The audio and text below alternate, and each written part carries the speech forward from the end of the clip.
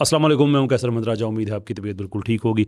कुछ अहबाब को ये इल्म होगा कि अवैस इकबाल साहब ने 23 सवालात पे मुश्तमिल एक वीडियो बनाई है जिसमें उन्होंने इस्लाम पे एतराज़ात उठाए हैं, कुरान पे मुख्तलिफ़ एतराज़ात उठाए हैं। मैं वैसे अवैस इकबाल साहब जैसे लोगों को इग्नोर करने की पूरी कोशिश करता हूं बिकॉज़ वक्त का बेहतर इस्तेमाल किया जा सकता है, लेकिन काफ़ी मैसेजेस आए हैं, ईमेल्स आई हैं कि इसका जवाब दें, तो मैंने ख़ुद पे जबर करके, मुझे आइडिया था वैसे ये सवालात किस तरह के होंगे, लेकिन बहरहाल ख़ुद पे जबर करके मैंने जब देखा तो मेरे सारे अंदाज़े ठीक हुए कि कहाँ के इस ज़माने में अबू जाफ़र और इस तरह के लोग होते थे जो इस्लाम पे एतराज़ात करते थे कि जवाब देने वालों को भी थोड़ा सोचना पड़ता होगा, शायद उनको एक यानी कि इल्म के कई दरवाज़े खुलते होंगे, और कहाँ हमारे हिस्से में आया है अवैस इकबाल। बहरहाल अब जवाब तो देने ही हैं, तो चलते हैं पहले सवाल की तरफ। पहला सवाल यह है कि कुरान मजीद फुरकान हमीद में ऐसी क्या बात है जो कोई इंसान नहीं लिख सकता। मैंने कुरान मजीद का बहुत बगौर मुताला किया बचपन में मुसलमान के तौर पर और बड़े होकर प्रैक्टिकली भी, लेकिन मुझे इसमें ऐसी कोई बात नजर नहीं आई जो आम इंसान ना लिख सकता हो। बल्कि इसमें तो घरेलू मैटर्स डिस्कस हुए हैं, बताया गया है कि चचा के हाथ टूट जाएं, इस तरह की गुफ्तगू हुई है कि तुम उठकर चले जाओ, अब देर हो गई है। लेकिन मुझे इसमें ऐसी कोई बात नजर नहीं आई जो कि इस कायनात का खालिक कर सकता है, वो एक आम इंसान ना कर सकता है। उसके अलावा जो हमें तरतीब की अदम मौजूदगी नजर आती है, आप कहीं से भी पॉइंट ए से पॉइंट जेड तक अपनी गुफ्तगू के अंदर रब्त रखते हैं, लेकिन इस मुबैना अलहामी किताब के अंदर आप कहीं से कोई भी बात शुरू कर सकते हैं और कहीं पर भी कोई बात खत्म कर सकते हैं। और हमें उलमा बताते हैं कि जनाब इस आयत को आप फला सूरा की फला आयत के साथ मिलाकर पढ़ेंगे तो मफहूम वाज़ेह होगा। मुझे कोई ऐसी बात नज़र नहीं आई है, समझ नहीं आई है जिससे पता चले कि ये खालिक़ कायनात ने लिखी हुई है। नो, फ़िलोसॉफ़िकली स्पीकिंग आपने कौन सी खालिक़ कायनात की ऐसी किताब पढ़ी है जिससे आप एक मयार बना सकते हैं कि खालिक़ कायनात की किताब तो ऐसी ही होगी, देयरफॉर कुरान ऐसी नहीं है तो ये खालिक़ कायनात की नहीं होगी। कोई एविडेंस, कोई रेफरेंस नहीं। चलें, सवाल आपका ये कि इसमें ऐसी कौन सी चीज़ है जो कोई इंसान नहीं लिख सकता। बोले इसमें सारी ऐसी चीज़ें हैं। यही तो वजह है कि कुरान ने अपनी फ़ॉल्सिफ़िकेशन का टेस्ट खुद कुरान में दिया है और कई सूरतों में दिया है कि अगर तुम ये समझते हो कि यह खालिक़ कायनात का कलाम नहीं है तो तुम ऐसा करो, जैसी एक सूरत ले आओ। हम अवैस इकबाल साहब से कहते हैं कि आप सूरह बकरा वाली सहमत ना करें, सबसे छोटी सूरत है ना, 3 आयात हैं उसकी, 3 आयात पर मुश्तमिल एक सूरत लेके आएँ अपनी मर्ज़ी से। कुरान की किसी भी जगह से 3 जो आयात हैं उनको निकालें, अपनी 3 आयात को उसमें डालें और फिर हम देखते हैं कि क्या उससे कुरान का जो एक रिदमिक मैथमेटिकल सिमेट्रिकल बैलेंस है, क्या वो उसे डिस्टर्ब होता है या नहीं होता। अगर नहीं होता तो वैसा आपकी बात मान जाएंगे, और अगर हो जाता है तो फिर इनकी जो फजूलियात हैं उनका हमारे पास कोई हमें वक्त देने की ज़रूरत नहीं है। हाँ, एक बात उन्होंने कही और ऑन गोल कर दिया कि तुम्हारे हाथ टूटें और ये वो वगैरह वगैरह। Now this is where Quran is at its best, कि जब ये आयात आई हैं कि एक लाइन मार दी गई अबू लहब पे कि उसने मुसलमान नहीं होना, इन आयात के तकरीबन 10 साल के बाद तक अबू लहब ज़िंदा रहा। उसने सिर्फ़ एक काम करना था, और वो ये कि झूठ मूठ के मुसलमान हो जाता, कुरान का दावा गलत साबित हो जाता, जो सहाबा थे वो इस्लाम छोड़ देते, आखिर में ये भी चुपके से निकल जाता, बात ख़त्म। लेकिन कुरान ने अपना सब कुछ दाव पे लगाया, ये लोगों के सामने ऐलान किया कि ये मुसलमान नहीं होगा। That is the end of the story. और ये वो बात है जिस पे क्रिश्चियन मिशनरी, एक का तो मैंने ख़ुद बयान सुना है कि जब मैंने ये आयत देखी और मैंने टाइम कैलकुलेट किया तो मुझे कुरान की हकानियत का अंदाज़ा हुआ कि कोई किताब इतनी सदाकत के साथ ऐसी बात बयान नहीं करती कि अगर वो गलत ही तरीके से इस्लाम कबूल कर ले तो सारे का सारा मुकदमा ही गलत हो जाता है। लेकिन कुरान ने फ़ैसला दे दिया इसे नहीं करना, उसने नहीं किया। पहले सवाल में ये ऑन गोल, एक बात जनाब ने और फरमाई, ऑन गोल का हम जिक्र कर रहे हैं कि इसके अंदर जो तरतीब है कि आप कहीं से मौजू ख़त्म कर दें, कहीं से कर दें, yes, this is the miracle of it. इसको कहा जाता है पीस मील, कि एक ऐसी किताब जिसके मज़ामीन मुख्तलिफ़ अहदों में मुख्तलिफ़ ज़मानों में उतरे हों, लेकिन फिर भी उनके अंदर एक कंसिस्टेंसी पाई जाती हो, उसे मजमूई तौर पे किताब के तौर पे पढ़ें या उसके एक हिस्से के तौर पे पढ़ें। I am not entirely sure कि अवैस साहब ने ये एक सवाल किताब जो कुरान है उसकी मुखालफत में उठाया है या असल में उसका जो मौजज़ा है उसको साबित करने के लिए उठाया है। खैर, ये पहला सवाल था, चलते हैं अगले सवाल की तरफ। मेरा दूसरा नुक्ता यह है कि हजूर सल्लल्लाहु अलैहि वसल्लम ने अपनी जिंदगी में कुरान मजीद फुरकान हमीद को किताबी शक्ल में मुरतब नहीं करवाया। हालांकि उनकी जिंदगी का वाहिद मकसद, सिंगल हैंडेड पर्पस ये था कि इस किताब को बाहिफाजत मुसलमानों तक पहुंचाया जाए। जब उनकी 8 जून 632 ईस्वी को रहलत हुई तो कुरान मजीद फुरकान हमीद कई सहाबा को ज़बानी याद था, थोड़ा सा हड्डियों पर लिखा था, थोड़ा सा चमड़े पर लिखा हुआ था, और हजरत आयशा से मंसूब एक रिवायत के मुताबिक 10 सपारे हजरत अबू बकर की बकरी भी खा गई। फिर हजरत उस्मान के दौर में इसकी किताबी शक्ल में तदवीन हुई। हज्जाज बिन यूसुफ ने 8वीं صدی کے شروع میں آراب لگوائے. اب اگر انسانی عقل ناقص ہے تو کس طرح یہ کہا جا سکتا ہے کہ قرآن مجید اپنی اصل شکل میں محفوظ ہے؟ انسانی عقل. ایک اسٹینڈرڈ انسانی عقل اور ایک ملحد کی عقل میں ایک فرق ہوتا ہے. تو آپ یہ پوچھیں کہ ایک ملحد کی عقل میں بات کیسے آ سکتی ہے؟ آنسر کبھی بھی نہیں آ سکتی. ہاں، اگر ایک اسٹینڈرڈ انسانی عقل کی آپ بات کریں تو بات بڑی واضح ہے کہ اللہ نے نبی پاک صلی اللہ علیہ وسلم کو یہ جاب نہیں دیا تھا کہ کلام الہی کو کتاب کی صورت میں لوگوں کے سامنے لے کے آئیں. نو، جاب یہ تھا کہ جو اللہ کا کلام ہے وہ لوگوں تک پہنچائیں. کتاب تو ایک دستاویز ہے، وقت کے ساتھ بدل جاتی ہے. آج ویب سائٹس کی صورت میں قرآن موجود ہے، ایپس کی صورت میں قرآن موجود ہے، ڈیجیٹل ورژنز اس کے موجود ہیں، AI and all those things are there. مین چیز ہے کہ کیا وہ پیغام لوگوں تک پہنچایا یا نہیں پہنچایا. اور آخری خطبے پہ جناب رسالت میں آپ صلی اللہ علیہ وسلم نے عہد لیا لوگوں سے کہ کیا تم تک یہ سارا پیغام پہنچ گیا؟ انہوں نے کہا پہنچ گیا، بات ختم ہو گئی.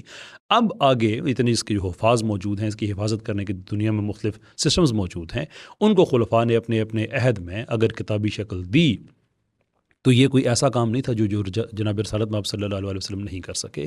اور رہی بات وہ 10 پارے بکری کھانے کی، تو یہ ایک ایسا ٹپیکل، اصل میں یہ مستشرقین جو ہیں اورینٹلسٹس، یہ ان کی طرف سے یہ فضولیات آئی تھی اور بعد میں ہمارے جو ایتھیسٹ ہیں انہوں نے اٹھا لی کہ قرآن کے کسی بھی لوکل لیول پہ اگر کوئی پارٹ ڈیمیج ہوتا ہے تو اس سے دنیا میں ہر جگہ پہ وہ ڈیمیج نہیں ہو جاتا.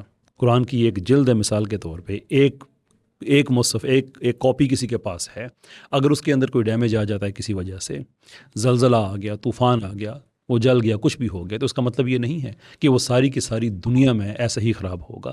ہاں، اس بات کی کیا ہمارے پاس کوئی ثبوت ہے کہ قرآن پوری دنیا میں ایک جیسا ہی ہے؟ آف کورس، ایک نہیں کئی ثبوت ہیں. مثال کے طور پہ ڈاکٹر حمید اللہ صاحب نے اپنی کتاب جو ہیں خطبات ہیں، لیکن خطبات بہاولپور کی صورت میں وہ اکٹھی کی گئی، وہ سارے ان کے جو لیکچرز ہیں، جس میں وہ ایک جرمن تحقیق کا حوالہ دیتے ہیں کہ جس میں قرآن کے مختلف جگہوں سے 60,000 نسخے اکٹھے کر کے، اور وہ بھی یہی جاننا چاہتے تھے، وہ مسلمان نہیں تھے جرمن، وہ یہی جاننا چاہتے تھے کہ کیا مسلمانوں کو یہ دعویٰ ٹھیک ہے یا نہیں ٹھیک. اور ان کی بھی تحقیق یہی تھی کہ قرآن اپنی جگہ پہ بالکل ٹھیک ہے. ہاں، کتابت کی کہیں پہ ایک آدھی جگہ پہ غلطی اگر ہو جاتی ہے تو وہ ایک انسانی غلطی ہے، لیکن جو قرآن کی بات ہو رہی ہے، اس کی حفاظت کی بات ہو رہی ہے، دیٹ از بیونڈ ڈاؤٹ. مستشرقین تجربات کر چکے ہیں اس پہ، ایتھیسٹ کر چکے ہیں، اور ہمارے دیسی ایتھیسٹ تو بیسکلی یہ تو بیچارے کاپی پیسٹ، ان کے پاس تو تیسری چوتھی پانچویں چھٹی 10ویں ورژن کا نالج ان کے پاس آتا ہے، اور اس کو بھی اس پہ یہ ایمان لے آتے ہیں. ان کے بس کا تو خیر یہ کام ہے ہی نہیں. لیکن قرآن کا چیلنج بڑا واضح ہے کہ اگر آپ سمجھتے ہیں کہ اس کی حفاظت نہیں ہوئی تو اس کو غلط ثابت کریں. صرف سوال اٹھانے سے کام نہیں چلے گا، الزام لگاتے ہو تو ثبوت بھی لے کے آؤ.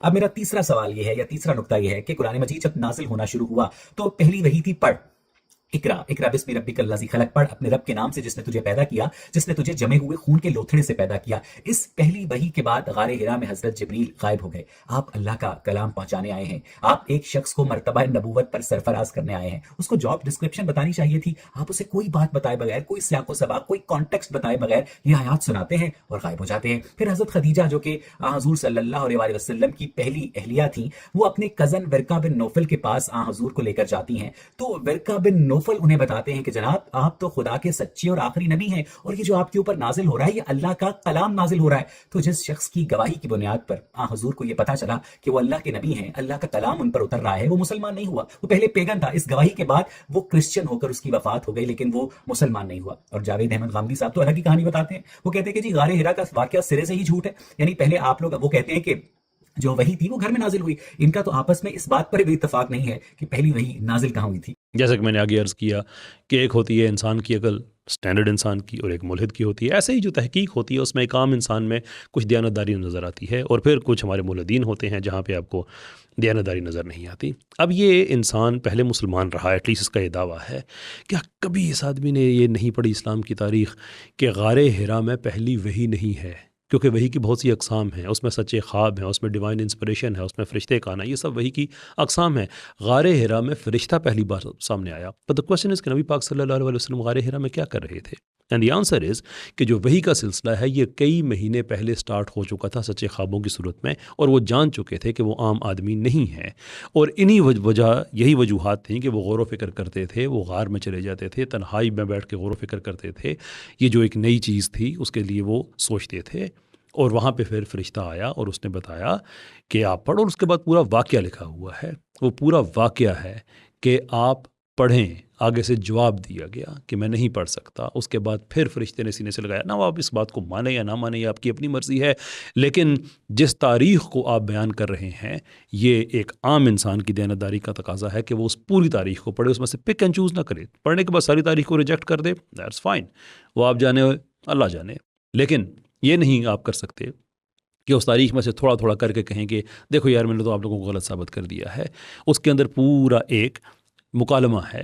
اور اس کے بعد ورقہ بن نوفل کی بات آتی ہے، اور ورقہ بن نوفل نے یہ نہیں کہا کہ میں پہلے پیگن تھا اور آپ کی بات سن کے کرسچن ہو گیا ہوں، بلکہ وہ پوری گفتگو ریکارڈڈ ہے اسلامی ہسٹری میں. اس نے یہ بتایا کہ یہ محرم راز فرشتہ ہے جو آپ سے پہلے انبیاء پہ آ چکا ہے، آپ اللہ کے نبی ہیں، اور آپ کو شہر سے بھی نکالا جائے گا، آپ کو مشکلات میں ڈالا جائے گا، اور اگر میں زندہ رہا اس وقت تک تو میں آپ کی مدد کروں گا. یہ اور بات ہے کہ ورقہ بن نوفل کی اس کے بعد کچھ ٹائم کے بعد رحلت ہو گئی اور وہاں تک بات پہنچی نہیں، لیکن یہ بھی ہماری تاریخ کا حصہ ہے کہ وہ ایمان لے کے آیا تھا، وہ مسلمان تھا. اس پہ مولانا اسحاق صاحب نے بھی اپنی تحقیق پیش کی، اور بھی بہت سے لوگ ہیں. بٹ ون وے اور دی ادر یہ غلط خیال کہاں سے آ گیا کہ وہ آدمی پہلے پیگن تھا اور بعد میں کرسچن ہو گیا. انبلیویبل. پڑھ لیا کرو. آگے چلتے ہیں کہ سورہ بقرہ کی آیت نمبر 106 ہے کہ ہم جس آیت کو چاہتے ہیں منسوخ کر دیتے ہیں اور اس جیسی یا اس سے بہتر آیت نازل کر دیتے ہیں. ماضی، حال اور مستقبل کا علم رکھنے والا اللہ ایسی آیات نازل ہی کیوں کرتا تھا جو اسے بعد میں منسوخ کرنی پڑے؟ اور آیات کی منسوخی صحیح بخاری کی حدیث نمبر 6829 سے بھی ثابت ہے، جس کے مطابق خلیفہ دوم حضرت عمر فاروق رضی اللہ تعالیٰ عنہ نے کہا کہ قرآن مجید میں رجم کی آیت موجود تھی. غور کریں، قرآن مجید میں رجم کی آیت موجود تھی جو کہ ہم نے پریکٹس کی. اب وہ آیت قرآن مجید کے اندر موجود نہیں ہے. اس کا مطلب یہ ہے کہ آپ وقتی ضرورت کے تحت قرآنی آیات اتارتے ہیں، بناتے ہیں، اور جب وقتی ضرورت ختم ہو جاتی ہے تو آپ آیات کو تبدیل کر دیتے ہیں. ایگزیکٹلی. جب آپ ہدایت کے لیے آیت با آیت، واقعہ با واقعہ دین اتار رہے ہیں تو ایسا ہی ہوگا. اس کے لیے انفیکٹ اسلام میں ایک پوری باڈی آف نالج ہے جسے ناسخ منسوخ کہا جاتا ہے. اب جو قرآن کی تفسیر کرنے والے لوگ ہیں ان کے لیے بڑا اسینشیل علم ہے، لیکن جس آدمی نے بدیانتی کرنی ہو اوبیسلی اس کو تو اس چیز کی الف کبھی نہیں پتہ ہوگا کہ جب آپ ایک پوری سوسائٹی بنا رہے ہیں تو اس میں سے کئی لوز ایسے ہوں گے جو ٹیمپرری طور پہ ہوں گے، کئی لوز ایسے ہوں گے جو پرماننٹ ہوں گے، کئی لوز ایسے ہیں جو وقت کے ساتھ ساتھ اپ ڈیٹ ہوں گے. کیونکہ کن لوگوں پہ قرآن نازل ہو رہا تھا یا کن لوگوں کے لیے ہو رہا تھا جو براہ راست اس کے جو صحابہ یعنی کہ پہلے کفار تھے بعد میں صحابہ بنے. یہ کون لوگ تھے؟ جو ایک وقت میں کئی عورتوں سے شادی کیا کرتے تھے، ایک وقت میں کئی عورتوں سے جائز طور پہ بغیر نکاح کے تعلق رکھتے تھے کیونکہ اس معاشرے نے ان کو جائز قرار دیا ہوا تھا. کئی قبیلے ایسے تھے جو بچیوں کو دفنایا کرتے تھے. کئی قبیلے ایسے تھے کہ جو غلاموں کو پکڑ کے صرف اس لیے غلام بنا لیتے تھے کہ یا آزاد لوگوں کو غلام بنا لیتے تھے کہ بھائی ہم کر سکتے ہیں.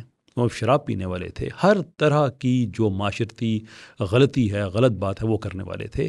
تو ایسے کر کے ایک سوئچ آف اے بٹن آپ یہ نہیں کر سکتے کہ سارے کے سارے ٹھیک ہو جائیں. آپ سٹیپ بائی سٹیپ احکام لے کے آئیں گے. ان میں سے کئی پھر ایسے ہوں گے کہ جو وقت کے لحاظ سے زیادہ اسٹرنجنٹ ہوں گے تاکہ لوگوں کو ایک فریم ورک کے اندر لے کے آیا جائے. بعد میں وہ منسوخ ہوں گے یا وہ اپ ڈیٹ ہوں گے. It's pure common sense. آپ ایک فیکٹری بھی لگاتے ہیں تو جو پہلے دن اس کے ٹرمز اینڈ کنڈیشنز لکھتے ہیں وہ آخری دن تک نہیں ہوتے، بلکہ آپ کی جو پروڈکٹس ہیں ان کی رینج ہے، جو سروسز ہے ان کی رینج ہے، اس کے ساتھ ساتھ کبھی آپ اپنے قوانین کو سخت کریں گے، کبھی کم کریں گے. یہ اعتراض ہے Awais Iqbal. For goodness sake are you really that destitute فکری طور پہ؟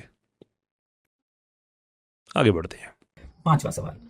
پہلی جو وہی تھی ہمیں بتایا گیا جس میں پڑھ اپنے رب کے نام سے جس نے تجھے پیدا کیا، جس نے تجھے جمے ہوئے خون کے لوتھڑے سے پیدا کیا.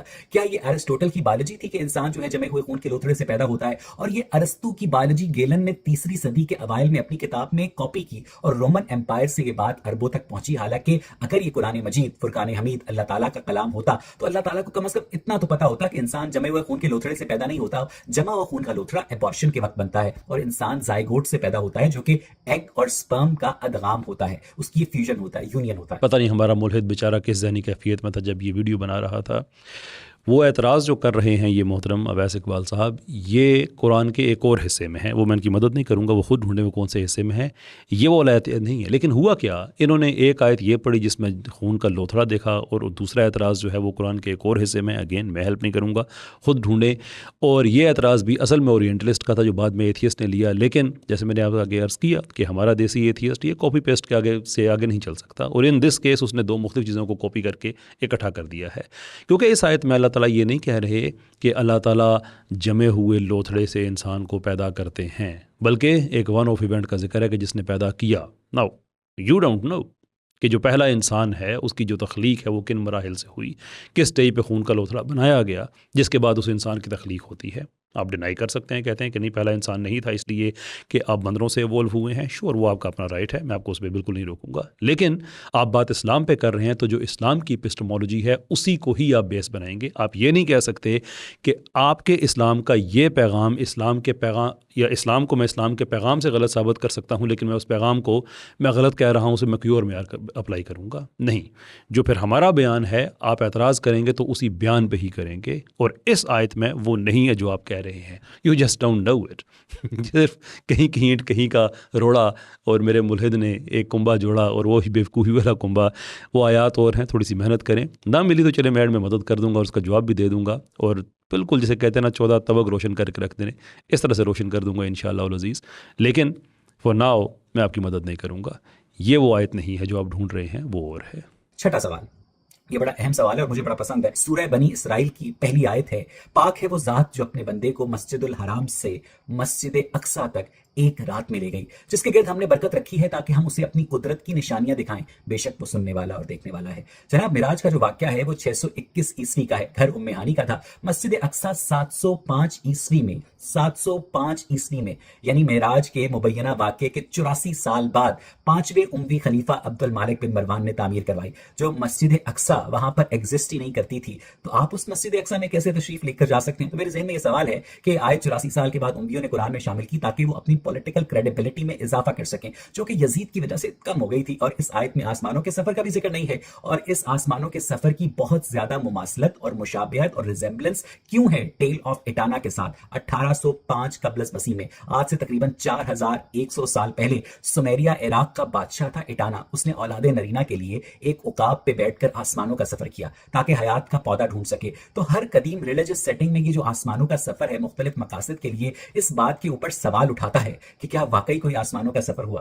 میں نے سنا تھا پہلے بھی یہ کہ یہ موصوف کا بڑا فیوریٹ کویسچن ہے، اور اگر یہ فیوریٹ کویسچن ہے، یہ بیسٹ کویسچن ہے، تو آپ یہاں سے عقل کا اندازہ لگا لیں کہ پھر جو نان بیسٹ کویسچنز ہوں گے سو ٹو اسپیک وہ کس طرح کے ہوں گے. یعنی کہ اگین جس آدمی کو اتنی بھی تاریخ کا نہیں پتہ کہ مسجد اقصیٰ جو بنو امیہ ہیں انہوں نے پہلی دفعہ نہیں بنائی تھی بلکہ ریزریکٹ کی تھی.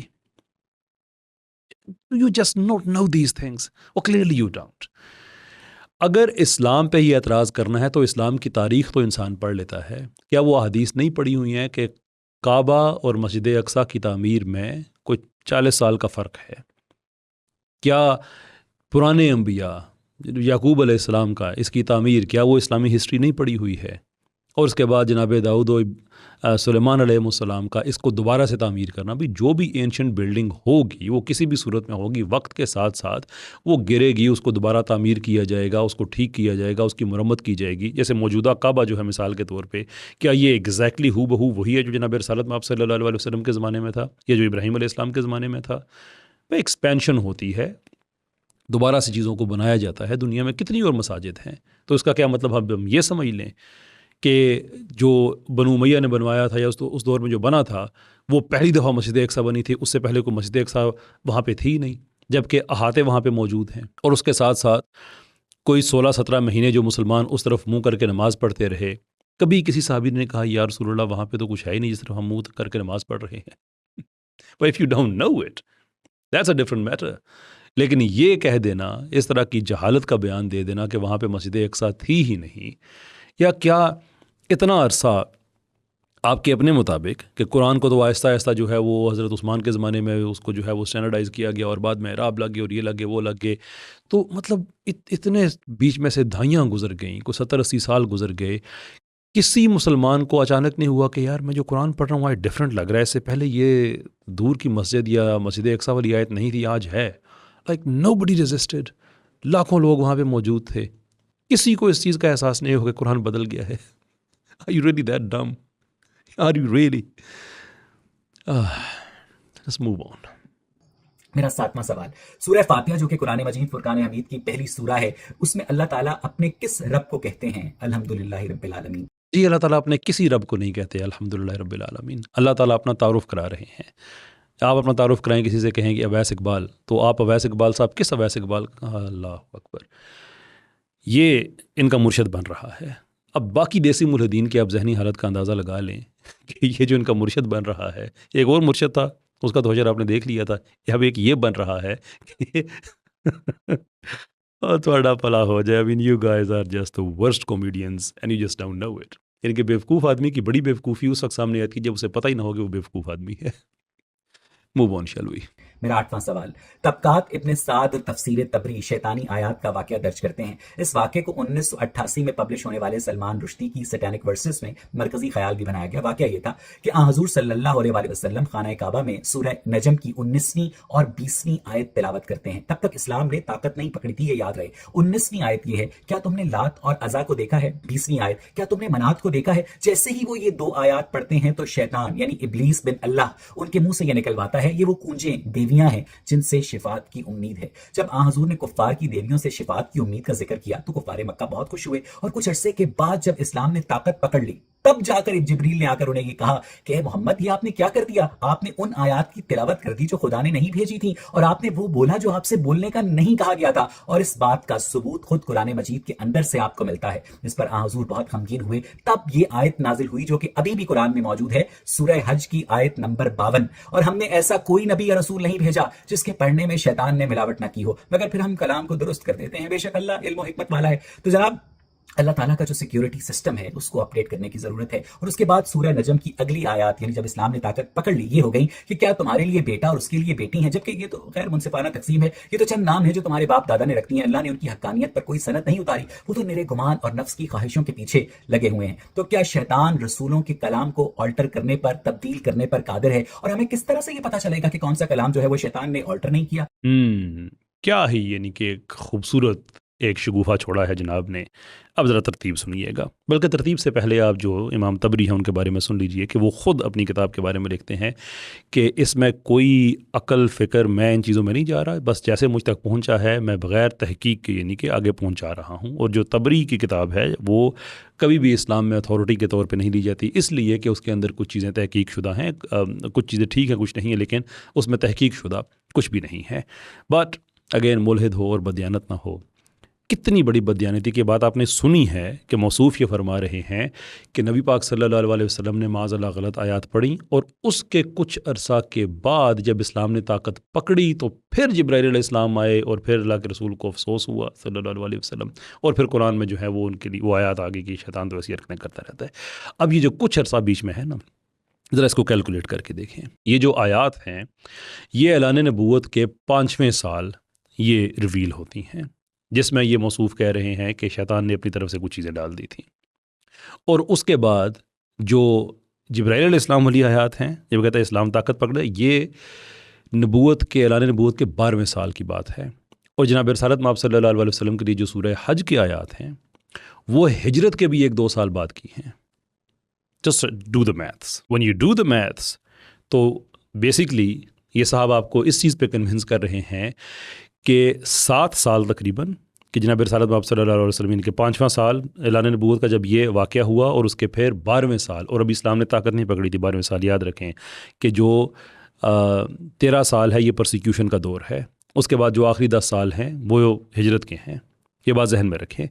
لیکن کیا 7 سال جو صحابہ تھے وہ یہ لات و منات عزا ان سب کو وہ کیا خدا کا کوئی مقرب سمجھ رہے تھے اور اس سفارشیں کرا رہے تھے جیسے کہ اللہ تعالیٰ نے ان کی بھی جو ہے وہ سفارشیں ماننی تھی؟ 7 سال اسلام میں یہ چلتا رہا ہوگا. Is that really the sense of this man? اور اس کے بعد پھر جا کے ہجرت کے بعد اللہ تعالیٰ کو خیال آیا ہوگا کہ اور یہ جو یعنی کہ یہ بھی کہنے کا آپ بیچ میں دیکھ لیجیے کہ 12ویں سال اگر جبرائیل علیہ السلام یہ آیت لے کے آئے اور اس کے بعد پھر ہجرت ہوتی ہے، اور ہجرت کے بھی 1 آدھے سال کے بعد جناب رسالت مآب صلی اللہ علیہ وسلم کو پشیمانی ہوتی ہے. یعنی کہ اگر یہ واقعہ ہوا تو 2-2.5 سال وہ اس چیز پہ پریشان ہی نہیں ہوئے، پھر اچانک ایک دن پریشان ہو گئے، پھر اللہ تعالیٰ نے سورہ حج کی وہ آیات اتار دی. How thick is this man؟ اب یہ ساری وہ باتیں ہیں جو کیٹیگوریکلی ہماری تاریخ میں غلط ثابت کی جا چکی ہیں. کتنے ہی آپ کو اس پہ حوالے مل جائیں گے کتنے ہی حوالے آپ کو اسکرین پہ نظر آ رہے ہیں کہ یہ کیٹیگوریکلی وہ حوالے ہیں جو اس واقعے کو کہہ رہے ہیں یہ لغو واقعہ، ایسا کوئی واقعہ نہیں ہوا. لیکن نہ صرف یہ انسان اس کو بالکل ٹھیک سمجھ رہا ہے بلکہ اپنی اس جھوٹ پہ، اور یہ تو نہیں ہو سکتا اسے پتہ نہ ہو، اور بہرحال مسلمان رہا ہے، یا تو بالکل ہی پیدل مسلمان رہا ہے جسے کچھ بھی نہیں پتہ دین کا، یا پھر یہ ہے، خیر اب تو پتہ ہونا چاہیے، اس لیے کہ ایک بیسک ریکوائرمنٹ ہے دیانتداری کی کہ جب آپ کسی چیز پہ اعتراض کرتے ہیں تو آپ اس کے ہر آسپیکٹ پہ پہلے تحقیق کرتے ہیں پھر اعتراض کرتے ہیں. انلیس کہ آپ دیسی ملحد ہوں، ان دیٹ کیس آپ نے تو پھر ایک ہی کام کرنا ہوتا ہے کہ آپ نے کسی کو خوش کرنے کے لیے، ایک خاص کلب کی ممبرشپ لینے کے لیے آپ نے اسلام بیشنگ کرنی ہوتی ہے تاکہ مجھے کہیں نہ کہیں سے ویوز آنا شروع ہو جائے. How about that?